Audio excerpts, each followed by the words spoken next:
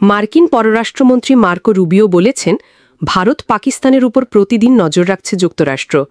NBC নিউজকে দেওয়া সাক্ষাৎকারে তিনি একথা জানান। রুবিও বলেন, ভারত পাকিস্তানের মধ্যে যুদ্ধবিরতি চুক্তি দ্রুত ভেঙে যেতে পারে, কারণ তা বজায় রাখা একটি চ্যালেঞ্জ। ভারত নিয়ন্ত্রিত কাশ্মীরের পেহেলগামে সন্ত্রাসী হামলার পর পাকিস্তানে হামলা চালায় ভারত। পাকিস্তানও পাল্টা জবাব দেয়। পরে মার্কিন প্রেসিডেন্ট ডোনাল্ড ট্রাম্পের মধ্যস্থতায় যুদ্ধবিরতি হয়। রুবিও বলেন, যুদ্ধবিরতির জটিলতার মধ্যে একটি হলো তা বজায় রাখা, যা খুবই কঠিন। প্রতিদিন আমরা পাকিস্তান ও ভারতের মধ্যে কি ঘটছে তার উপর নজর রাখছি। ফক্স বিজনেসের সাথে একটি পৃথক সাক্ষাৎকারে রুবিও আবার ভারত পাকিস্তানের মধ্যে সাম্প্রতিক সংঘাতের কথা উল্লেখ করেছেন, যে বিষয়ে প্রেসিডেন্ট ডোনাল্ড ট্রাম্প বারবার দাবি করেছেন যে তিনি সমাধান করেছেন। ভারত পাকিস্তানের মধ্যে যুদ্ধবিরতিতে ট্রাম্পের কৃতিত্ব তুলে ধরে রুবিও বলেন, আমি মনে করি আমরা খুবই ভাগ্যবান এবং ধন্য। আমাদের কৃতজ্ঞ থাকা উচিত এমন একজন প্রেসিডেন্ট পেয়ে যিনি শান্তি অর্জনকে প্রাধান্য দিয়েছেন।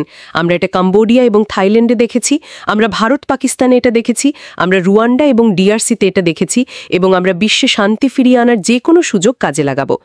গত 10 মে যখন ট্রাম্প সোশ্যাল মিডিয়ায় ঘোষণা করেন ওয়াশিংটনের মধ্যস্থতায় ভারত এবং পাকিস্তান পূর্ণ ও তাৎক্ষণিক যুদ্ধবিরতিতে সম্মত হয়েছে, পাকিস্তান এ কথা স্বীকার করলেও ভারতের প্রধানমন্ত্রী নরেন্দ্র মোদী বলেন, কোনো দেশের নেতা ভারতকে অপারেশন সিঁদুর বন্ধ করতে বলেননি।